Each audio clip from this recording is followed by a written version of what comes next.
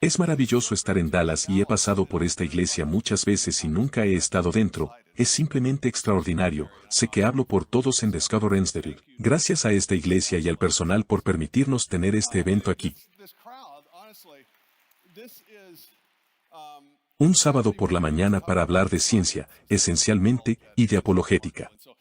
Por eso, el personal del Discover Institute en Seattle se mostró algo escéptico. Pensaron que tal vez serían 80 o 100 personas, pero la demografía es bastante diferente en Dallas que en Seattle. Los tejanos lo sabían. Lo escuchaste anoche, lo escuchaste esta mañana de Steve.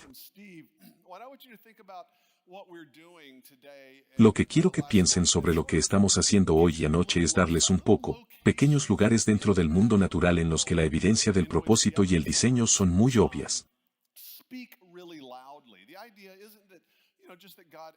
La idea no es solo que Dios de vez en cuando está involucrado y deja que el universo funcione por sí solo, sino que Dios ha creado el universo, lo sostiene y luego deja sus huellas dactilares en la evidencia, como dijo Metaxas.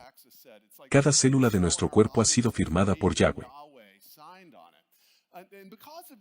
Y debido a eso, hay lugares en los que adquirimos una nueva comprensión sobre algún aspecto del orden creado en el que la evidencia del propósito y el diseño grita muy fuerte y muy obviamente para aquellos que tienen oídos para oír y ojos para ver. Eso es lo que estamos haciendo, simplemente estamos señalando algunas de esas cosas. Steve habló esta mañana sobre la evidencia de un comienzo. Y nunca ha habido un mejor momento en la historia, en algunos aspectos, para ser teísta y dudar del materialismo.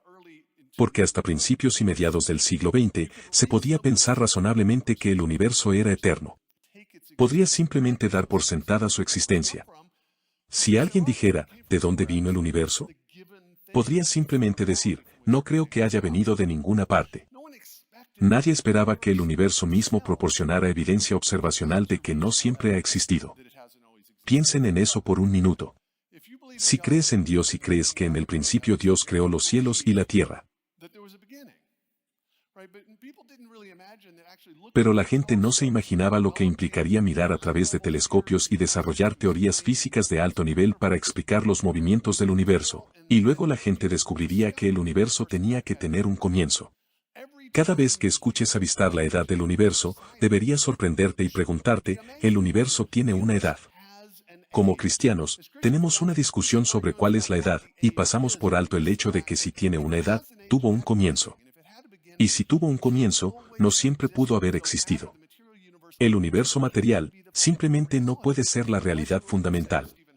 A menos que estés dispuesto a decir, como citó Steve Mayer, que el universo se crea a sí mismo.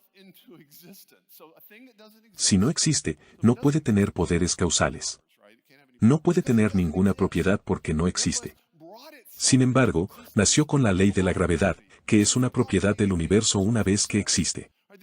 Esto es lo que se llama la reducción al materialismo absurdo. Si eres materialista, debes decir que el universo que no existía se creó a sí mismo.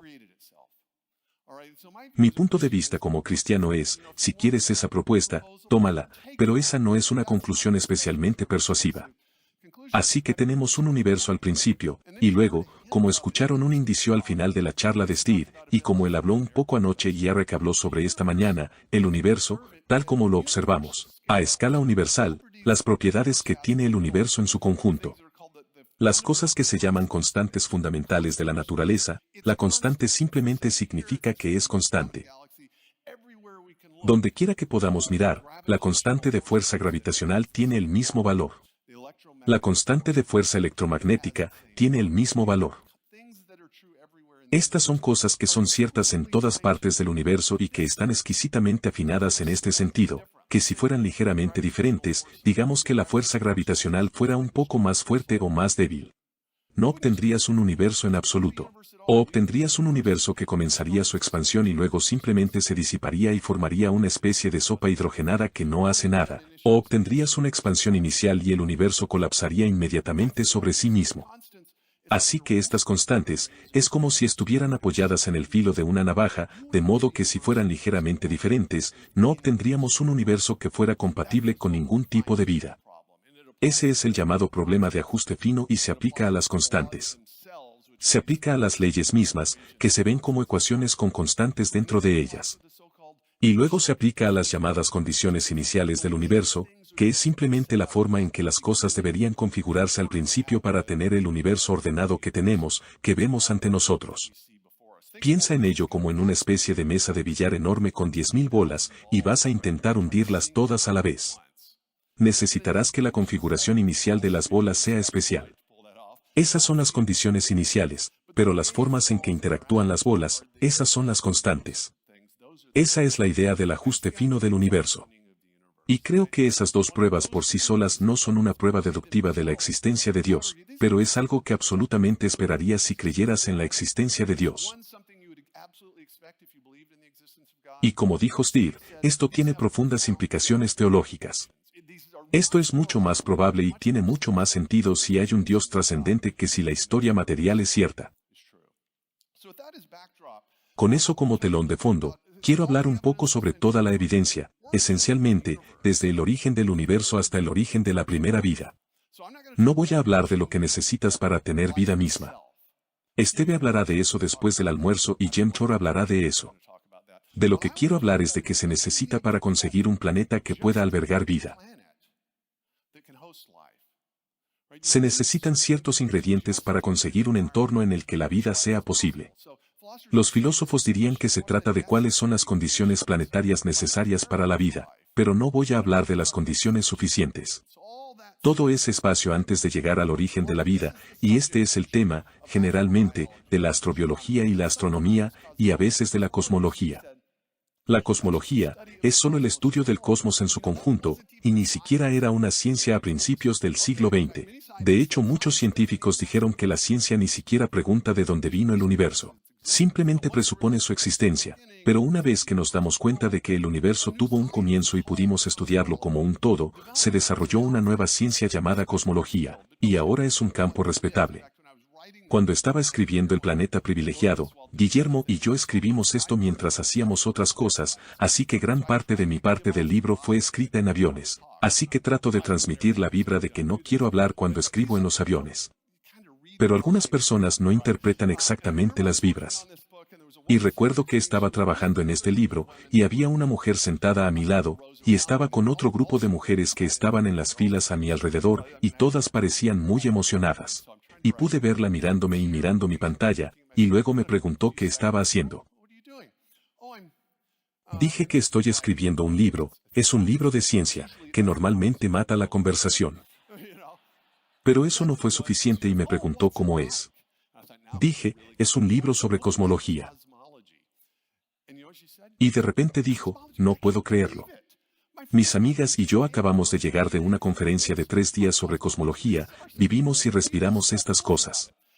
Y tuvimos una pequeña conversación, así que habían ido a una convención de Mary Kay.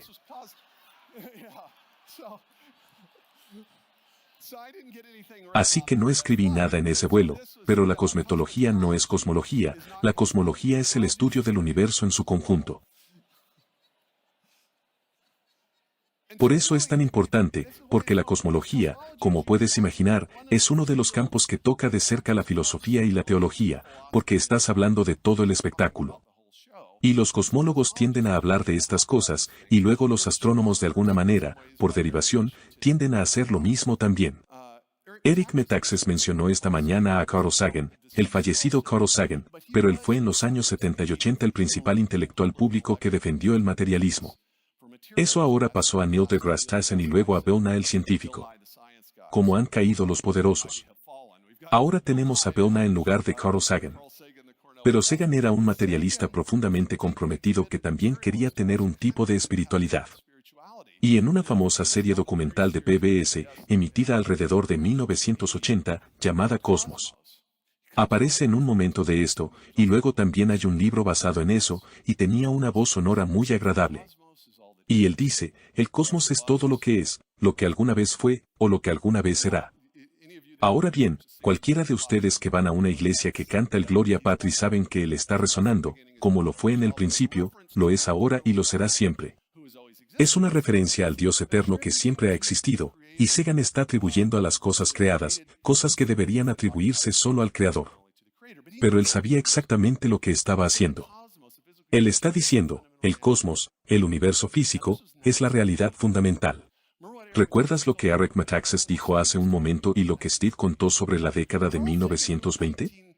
Carl Sagan sabía en 1980 que la propia evidencia científica sugería que el universo no siempre había existido. Lo decía debido a la presión metafísica del materialismo. Cualquiera que sea tu cosmovisión, necesitas una realidad fundamental, y esa realidad fundamental debe haber existido siempre, debe existir necesariamente. Y mantendrás ese compromiso tanto como puedas. Y Sagan todavía estaba dispuesto a ofrecer esta declaración doctrinal en PBS, y PBS estaba perfectamente feliz y dispuesta a transmitirla sin ningún tipo de exención de responsabilidad antes o después. Una especie de idea asociada a este materialismo es algo llamado principio Copérnico. Y el principio Copérnico básicamente dice que el universo material es todo lo que es, y todo lo que alguna vez fue, y todo lo que alguna vez será, aquí como resultado de procesos impersonales completamente ciegos. Y resulta que cualquier cosa que haya sucedido aquí en la Tierra debe haber sucedido innumerables veces en otros lugares, porque no hay nada especial en nosotros ni en nuestra ubicación en el universo, en los seres humanos ni en la Tierra ni nada de eso. Y Sagan escribió un libro tiempo después llamado Pálido Punto Azul, en el que ofrece esta idea. Y en el libro, reflexiona sobre un evento del que fue responsable, los satélites Voyager que Estados Unidos envió a los confines del sistema solar a fines de la década de 1970.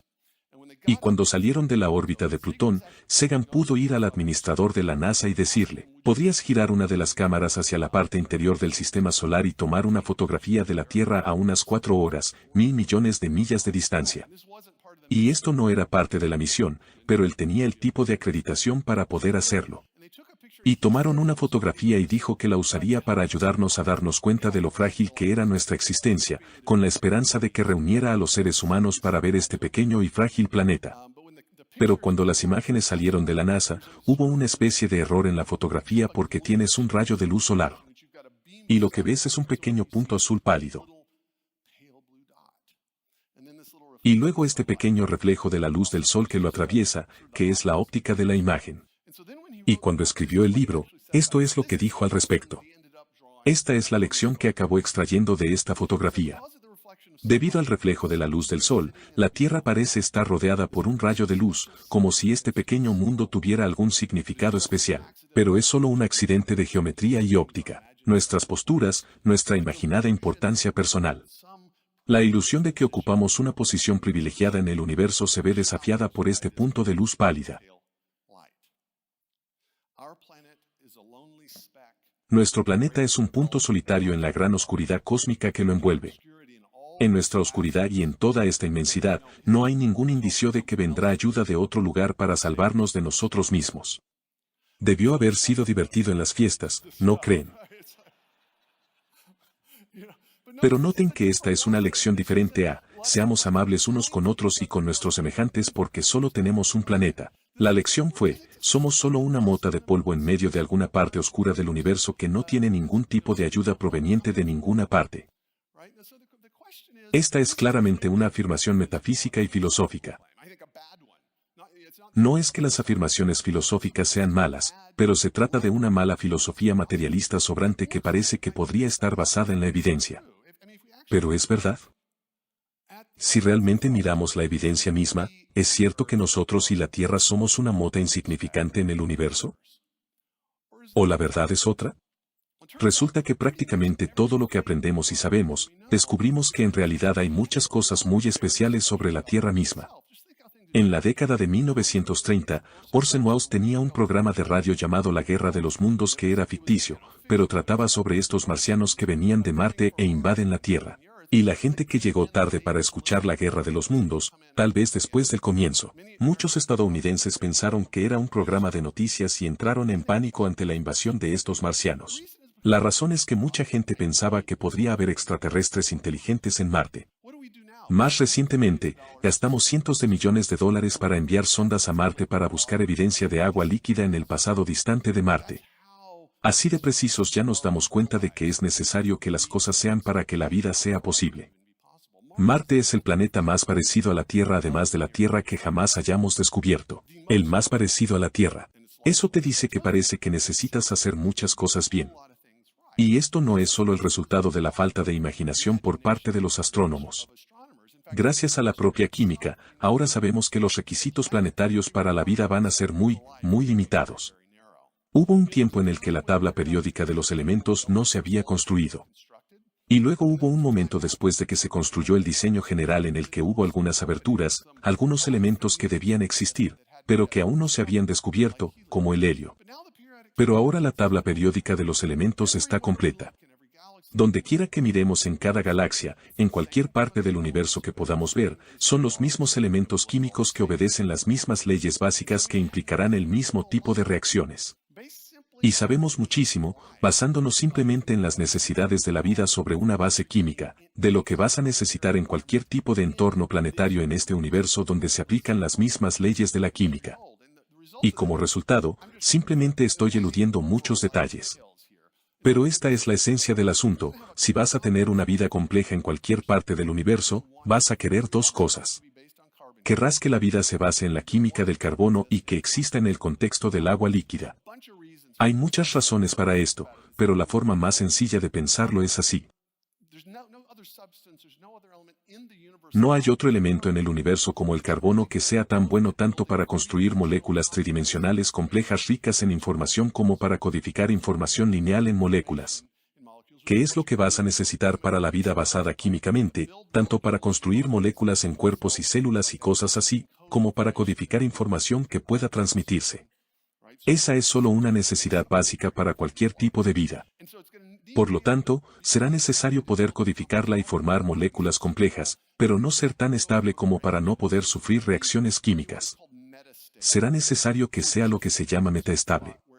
Justo en el punto ideal, donde es lo suficientemente estable como para que puedas construir muchas cosas complejas, pero no tan estable como para que no puedas tener reacciones químicas. La otra cosa es que necesitarás una matriz donde puedan tener lugar estas reacciones químicas.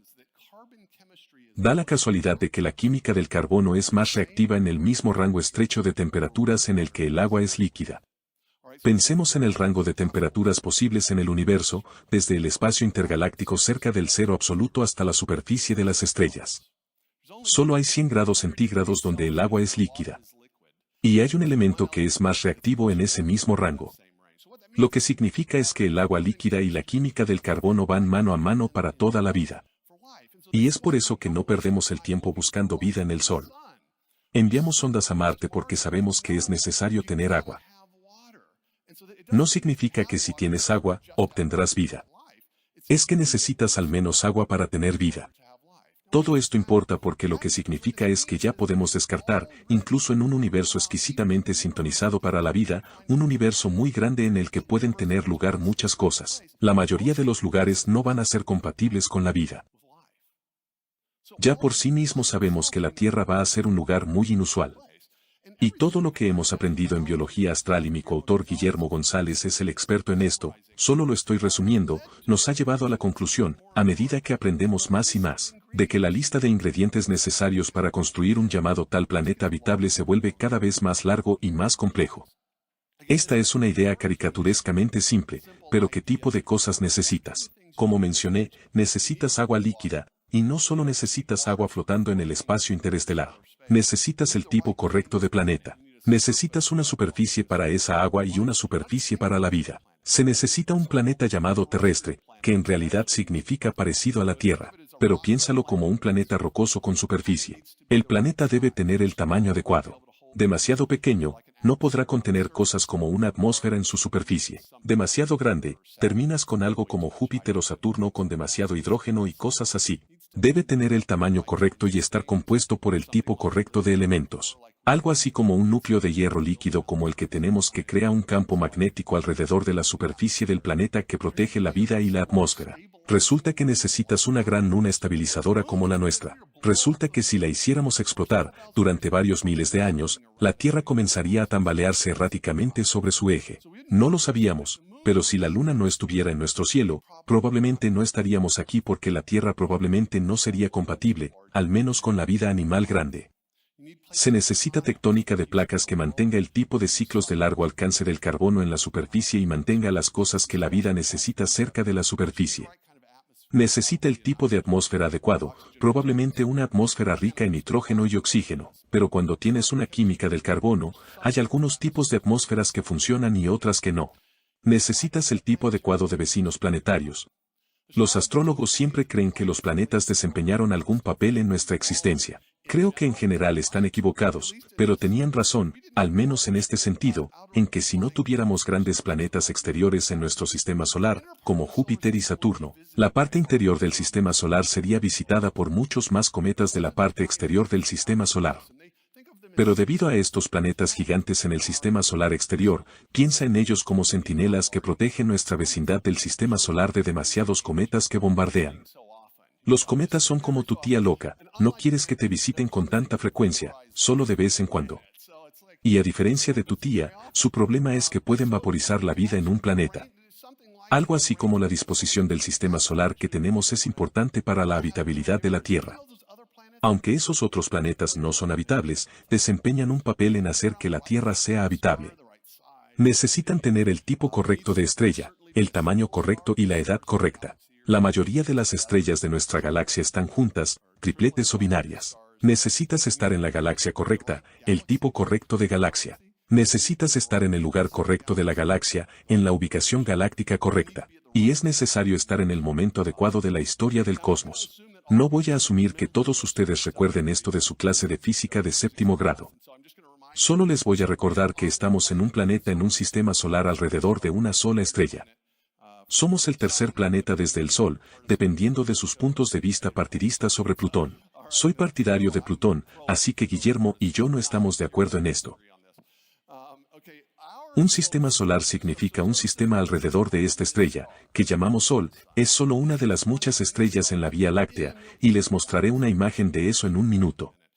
Y puede haber entre 100 y 300 mil millones de estrellas solo en la Vía Láctea.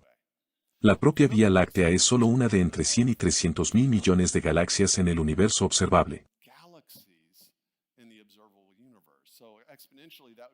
Exponencialmente, eso sería 3 veces 10 elevado al total de 22 estrellas disponibles. Ese es un universo muy, muy grande. En un universo que está afinado, con mucha precisión, para la vida compleja. Cuando ves esa imagen y dices, tienes que hacer todo eso bien, las intuiciones de la mayoría de las personas, si no se las han arrancado a golpes con un mal curso de ciencia o filosofía, eso simplemente habla de diseño. Es como el reloj de Pali apoyado sobre un páramo. Se necesitan tantas cosas para que funcionen bien en un entorno planetario que no parece que eso suceda por casualidad. Seguramente eso en sí mismo es diseño. Creo que lo es, pero por sí solo, cualquier filósofo un poco escéptico te dirá, por sí solo decir que las condiciones para la vida en un entorno habitable son raras no te proporciona un buen argumento de diseño. He aquí por qué. Imagínense que saco una moneda de mi bolsillo, lo que haría si llevara efectivo, algo que dejé de hacer hace unos años. Y digo que voy a lanzar esta moneda 10 veces seguidas y obtendré 10 caras, y te lo digo con anticipación. Empiezo a darle la vuelta y todos pueden verla. Y obtuve 10 caras seguidas y le di la vuelta 10 veces. ¿Qué vas a pensar inmediatamente? ¿Fue una moneda justa? Se podría decir, le salieron 10 caras seguidas, y nos dijo que iba a hacerlo, ¿es lógicamente imposible? No, pero el escenario mucho más probable es que conozca un truco, ya sea un pulgar magnético o una moneda de 2 caras. En otras palabras, diseñar una configuración en lugar de posibilidades y una explicación mucho más probable, dado eso. Cambiemos el escenario. Digamos que voy a sacar 10 caras seguidas con esta moneda, y nadie se irá hasta que consiga 10 caras seguidas, y escuchas que las puertas se cierran. Y luego empiezo a dar vueltas y soy rápido, pero no tan rápido. Y esto continúa durante algunas semanas, y algunos de ustedes desafortunadamente no lo logran, pero algunos de ustedes logran sobrevivir, y han estado aquí por mucho tiempo. Y traemos agua, llevas aquí unas semanas y finalmente consigo 10 caras seguidas. En ese momento, ¿vas a decir que el azar nunca lo podría haber causado? No. Porque las posibilidades de que el azar actuara eran muy amplias. Es probable que salgan 10 caras seguidas si lanzas la moneda 1 millón de veces, obtendrás muchas, no es tan difícil. Hice esto para mi libro más reciente y pensé que debía asegurarme de que fuera justo, y debo asegurarme de que suene 10 veces seguidas, y obtuve 7 caras seguidas, solo por casualidad. El problema es que sabemos que los planetas similares a la Tierra serán extremadamente raros en el universo en relación con la cantidad de lugares en los que podrías estar.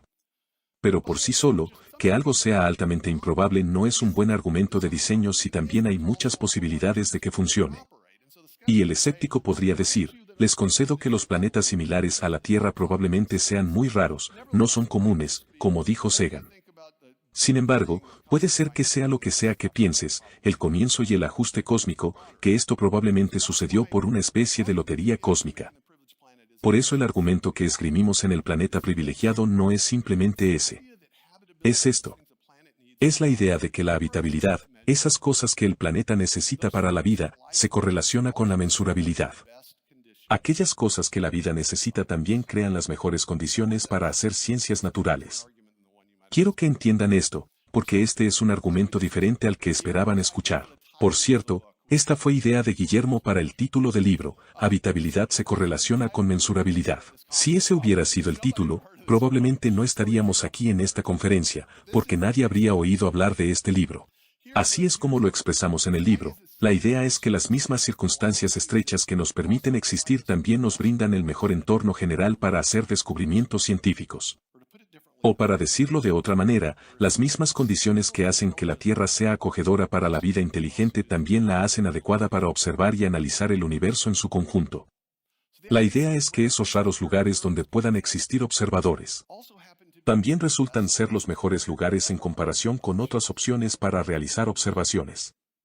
Este es uno de esos argumentos llamado argumento del caso acumulativo, en el que hay que dar muchos ejemplos, lo cual no puedo hacer en unos pocos minutos.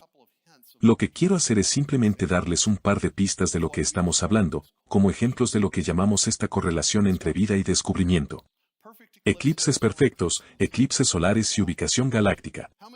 ¿Cuántos de ustedes estaban en el camino de la totalidad del eclipse solar? Algunos. Algunos de ustedes pensaron que lo habían visto porque estaban al 85%. No vieron nada, créanme, tienen que estar en el camino de la totalidad, es absolutamente increíble. Encuentra tu camino hacia el camino de la totalidad y ve un eclipse solar perfecto o un eclipse solar total. Es por esta extraña coincidencia que la gente conoce desde hace cientos de años, pero en la que nunca había pensado.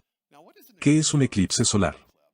Para obtener un eclipse solar, para verlo, se necesitan que sucedan 4 cosas, en realidad 5 cosas, todas a la vez. Necesitas un cuerpo luminoso, como el Sol. Necesitas un cuerpo eclipsante, en nuestro caso sería la Luna. Se necesita una plataforma de observación donde puedan estar los observadores. Necesitas que estén a la distancia correcta y luego necesitas que todos se alineen en línea recta en el espacio. Y cuando suceden estas cosas, este conjunto de coincidencias, si estás en el lugar correcto en la superficie de esa plataforma de observación, verás la Luna, el cuerpo eclipsante, pasar frente al cuerpo luminoso. En nuestro caso, el Sol. Y lo que la gente a menudo no piensa es que no solo tenemos eclipses solares totales, o eclipses de algún tipo, sino que tenemos lo que podríamos llamar eclipses perfectos, en los que existe una coincidencia casi perfecta entre el tamaño aparente y forma de la Luna y el Sol en el cielo. Puedes pensar en esto, estos son cuerpos totalmente diferentes. La Luna está 400 veces más cerca que el Sol de la Tierra y también es 400 veces más pequeña. Y como resultado de eso, obtienes esta extraña coincidencia entre los tamaños de estas dos cosas, y obtienes esta extraña coincidencia, donde justo durante la totalidad, 20 segundos antes de la totalidad, no puedes mirarlo a simple vista. La fotosfera del Sol es tan brillante que arruinarán tus ojos por completo. Tan pronto como llega a la totalidad, puedes quitarte las gafas oscuras y mirarlo directamente. Puedes ver esta parte exterior de la atmósfera del Sol que normalmente no puedes ver. Mi coautor Guillermo González, a finales de la década de 1990, empezó a pensar en esto. Pensó que era extraño y se preguntó que si estuvieras en otros planetas del sistema solar, si podrías ver eclipses como este, o cómo serían los eclipses en los otros planetas con lunas del sistema solar. Así que hizo un estudio y publicó un artículo en 1999. Es una de esas cosas sobre las que es mucho más divertido informar que, estoy seguro, recopilar datos. Este diagrama, me tomaría unos 10 minutos explicarlo por completo, pero lo que quiero que veas es que tienes una lista de los planetas en el lado izquierdo, y luego de izquierda a derecha, tienes lo que se llama la relación de tamaño angular de un satélite al Sol. Piensa en ello como el tamaño que algo aparece en tu cielo en una especie de ángulo. Y si tienes una proporción de 1, 1.0, eso significa que tienen exactamente el mismo tamaño en tu cielo. Y luego hay una línea vertical de puntos que baja por el centro del diagrama. Esos pequeños guiones horizontales, básicamente son donde estarían los diferentes planetas alrededor de Júpiter, por ejemplo. Júpiter tiene muchas lunas, por lo que puedes ver Ganímedes y Io, Europa y Calisto. Son demasiado grandes, por lo que sus lunas serían mucho más grandes que el Sol. En pocas palabras, miren en esa línea media, la línea discontinua del medio, y notarás dos pequeñas líneas que la cruzan. Una para la Tierra y una para Saturno. La de Saturno es una luna llamada Prometeo, que tiene forma de patata y gira, pero a lo largo de un eje sería aproximadamente del tamaño del Sol durante tal vez un segundo. Pero observen que la luna cruza esa línea precisamente. En otras palabras, hay un lugar donde se obtiene esta combinación perfecta entre la forma y el tamaño de la luna, el Sol y el sistema solar, es el único lugar donde hay observadores para apreciarlos. Por sí solo, eso es algo extraño que te mantiene despierto por la noche, pero no es en sí mismo un argumento de diseño. Permítanme resumir, porque recuerdo que les dije hace un minuto que hay un par de condiciones importantes que se necesitan para un planeta habitable. Una es recordar que te dije que necesitas una luna grande y bien ubicada. En otros, es necesario estar cerca del tipo correcto de estrella y luego también a la distancia adecuada de la estrella, en la llamada zona Ricitos de Oro, donde no hace demasiado calor ni demasiado frío para el agua líquida. Y cuando obtienes esas dos cosas, obtienes la luna grande y bien ubicada. Eso arreglará cómo se ve tu luna en tu cielo y su tamaño, y luego necesitas obtener la distancia correcta de tu estrella, eso arreglará la apariencia del tamaño de tu sol en tu cielo. Cuando se obtienen dos de estos ingredientes para construir un planeta habitable, se producen eclipses solares perfectos, a diferencia de todas estas otras opciones. Y resulta que los eclipses solares perfectos juegan un papel muy importante en la historia del descubrimiento científico. Los eclipses solares son como experimentos naturales creados para permitirnos hacer descubrimientos científicos que de otra manera serían muy difíciles de hacer. Hablamos mucho de ello en este libro. Si sientes que simplemente pasé por alto esto, podemos castigarte con un libro de 444 páginas que te brinda absolutamente todos los detalles y puedes publicarlo. Admito que estoy pasando por alto esto, pero Steve Maya mencionó la relatividad y la idea de la relatividad general, que en realidad es la teoría de la gravedad de Einstein que esperaba explicaría prácticamente el tipo de gran movimiento de todo en el universo. Y como mencionó, según la relatividad general, la gravedad es esencialmente el efecto de la masa en el espacio-tiempo. Dependiendo de cuanto más masivo sea un cuerpo, más curvará el espacio-tiempo. Y una de las implicaciones de la teoría de Einstein es que un cuerpo masivo debería ser lo suficientemente significativo como para curvar el espacio-tiempo lo suficiente como para que el espacio-tiempo alrededor de ese cuerpo cambiara la trayectoria de la luz que pasa cerca de él. Entonces hizo una predicción de que si ves la luz de las estrellas cercanas a la superficie hasta el borde del Sol, como detrás, pasando cerca del borde del Sol, durante el eclipse solar, y pudieras mapear esas estrellas en otra vez cuando el Sol estaba en el cielo. Que parecería como si esas estrellas se hubieran movido y se hubieran ido a otro lugar, no porque se hubieran movido, sino porque la luz se había curvado al pasar a su alrededor. Aquí está la idea básica. Rastreas donde están normalmente las estrellas en el cielo cuando el Sol no está allí arriba, y luego las rastreas nuevamente cuando el Sol está en el cielo, y debido a la masa de la Tierra y al pasar cerca de ella, la luz que pasa cerca a su borde, parecería que esa estrella se había movido. Hay un problema con este experimento que quizás puedas adivinar. Intenta hacer este experimento al mediodía. ¿Verás la luz de las estrellas cerca del borde del Sol? La única vez que esto funcionará es cuando consigas una combinación perfecta de la luna bloqueando la brillante fotosfera del Sol. Resulta que Einstein predijo esto, y luego en 1919, un equipo de astrónomos dirigido por Arthur Eddington probó esto, hizo el experimento y confirmó la teoría general de la relatividad de Einstein. Y esto se ha confirmado muchas veces. Cuando vi el eclipse aquí, hace 2 años, había algunos astrónomos de la NASA todavía probándolo. Pero este fue un descubrimiento de enormes consecuencias que llevó a la confirmación de una de las teorías más importantes del siglo XX, y fue posible gracias al eclipse perfecto. Un conjunto de condiciones que hacen que la Tierra sea habitable para la vida que nos permite existir, luego establece condiciones que la hacen mejor para un tipo clave de descubrimiento científico, y podemos hacerlo aquí mucho mejor de lo que podríamos haberlo hecho en otros lugares menos habitables. Ya entiendes la idea básica, ese es solo un ejemplo. Un breve ejemplo más. Mencioné que estamos en una galaxia llamada Vía Láctea, por lo que si alguna vez vas a subir a algún lugar de las montañas, Jonathan Ware y yo somos amigos, quien también es un compañero de Discovery aquí en Dallas, y fuimos a un campamento durante años en Nuevo México cuando éramos niños, llamado Camp Blue Heaven, que está a más de 7,000 pies sobre el nivel del mar. Y éramos de amarillo, y cuando siempre iba al campamento Blue Heaven por la noche, pensaba que siempre había una extraña nube brumosa en el cielo por la noche. Y no fue hasta varios años después, cuando ya era mayor, que descubrí que se trataba de luz del disco de la Vía Láctea. Lo que estamos haciendo es mirar de borde hacia el centro de la Vía Láctea, y estamos mirando a través de esta densidad del gas, el polvo y las estrellas en la Vía Láctea. Y si te elevas a una gran altura, la verás. Por eso se llama Vía Láctea, pero la Vía Láctea es este disco espiral aplanado de gas, polvo y estrellas, y nosotros estamos en él. Somos un pequeño miembro de eso. Y durante mucho tiempo, los astrónomos simplemente asumieron que cualquier lugar de la galaxia en el que te encuentres estaría bien. Pero en los últimos 20 o 30 años, los astrónomos han quedado mucho más impresionados por las necesidades de la ubicación real. Incluso cuando estás en el tipo correcto de galaxia, necesitas estar en la ubicación galáctica correcta, la llamada zona galáctica habitable. Supongo que mi coautor en el 2001 había sido coautor de un artículo que fue artículo de portada en Scientific American, sobre la zona habitable galáctica, y ahora es una idea generalmente aceptada. Habrá algunos lugares en la galaxia donde simplemente no querrás mirar si estás tratando de buscar vida. Así que aquí está el tipo de historia básica. Creo que esta es una vista de pájaro de la Vía Láctea, si hubiera pájaros fuera de la Vía Láctea.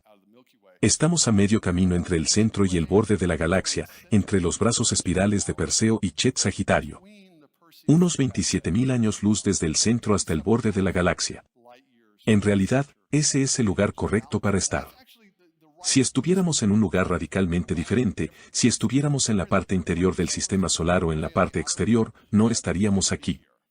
La razón es que a medida que te acercas más y más al centro de la galaxia, probablemente haya un superagujero negro gigante. Hay demasiadas estrellas, hay supernovas estallando y se están perturbando entre sí. Por cierto, ser absorbido por un agujero negro es letal, si no lo sabías. No querrás estar demasiado cerca del centro de la galaxia. Por otro lado, querrás estar algo cerca del centro de la galaxia porque ahí es donde se acumulan los elementos pesados. Y se necesitan otras cosas además de hidrógeno y helio, uno para un planeta terrestre y dos para la vida. Y si llegas a la parte exterior del sistema solar, es lo que los astrónomos llaman elementos pobres en metales, no muchos elementos pesados. Quieres estar lo suficientemente cerca del centro de la galaxia para que haya materiales para planetas y cosas así, pero no demasiado cerca debido al tipo de cosas mortales que están sucediendo en las cercanías de la parte central de la galaxia. Puedes ver que aquí hay una especie de ruptura de nuestro sistema solar. Y luego ese es nuestro Sol, y luego notas el pequeño tipo de anillo verde azulado, esa es la zona habitable circunestelar o la zona ricitos de oro alrededor de nuestra estrella. Pero nuestra estrella, nuestro propio sistema solar, necesita estar en una buena vecindad en la galaxia. Aproximadamente a medio camino entre el centro y el borde de la galaxia, entre los brazos espirales, y girando aproximadamente a la misma velocidad que los brazos. No me sorprende decirles que ahí es donde estamos. Porque no estaríamos aquí si no fuera allí donde estuviéramos. Lo interesante es que resulta que la mayoría de los lugares de la galaxia no calificarán. Incluso si buscamos vida extraterrestre en otros lugares, querremos buscar cerca en la zona habitable galáctica. Eso es interesante, pero es solo evidencia de que los lugares habitables probablemente sean raros en la galaxia. Pero existe esta pregunta completamente separada. ¿Qué pasaría si te preguntaras dónde querrías estar si pudieras elegir un lugar y quisieras poder aprender sobre el pasado reciente? ¿Quieres poder aprender sobre los diferentes tipos de estrellas? ¿Quieres poder ver estrellas cercanas y distantes? Quieres poder descubrir la galaxia en la que estás y su forma, quieres poder ver galaxias distantes y así los contaminantes del primer plano no te cegarán. Quieres poder detectar la radiación cósmica de fondo que da evidencia de un comienzo, y solo puedes elegir un lugar. ¿Dónde crees que está? Está en la zona habitable galáctica, el único lugar donde nos encontramos. En otras palabras, el único lugar, el pequeño barrio de la galaxia donde puede existir vida, es también el mejor lugar para hacer astronomía y varios otros tipos de ciencia. No desarrollaré esto como un argumento sólido, pero quiero que veas por qué es importante.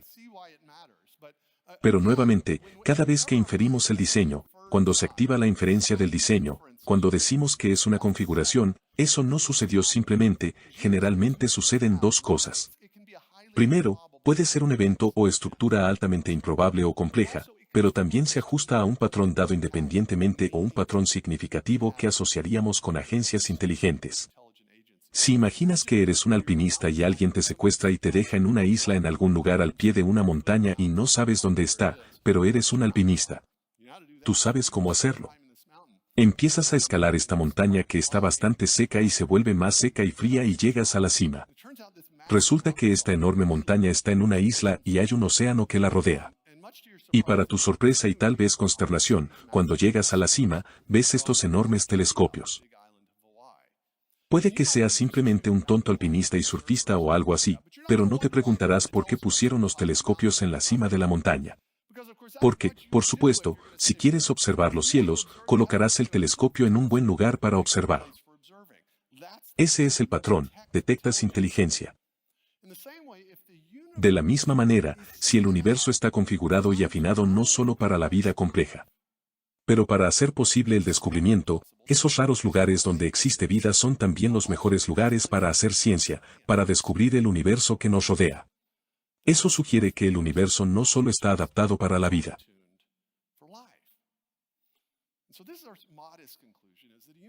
Y así, nuestra modesta conclusión es que el universo está afinado, de modo que los entornos habitables para los observadores también proporcionarán las mejores condiciones generales para la observación y el descubrimiento. O para decirlo de otra manera, el universo no solo está diseñado para la vida, sino que está diseñado para el descubrimiento. Muchas gracias.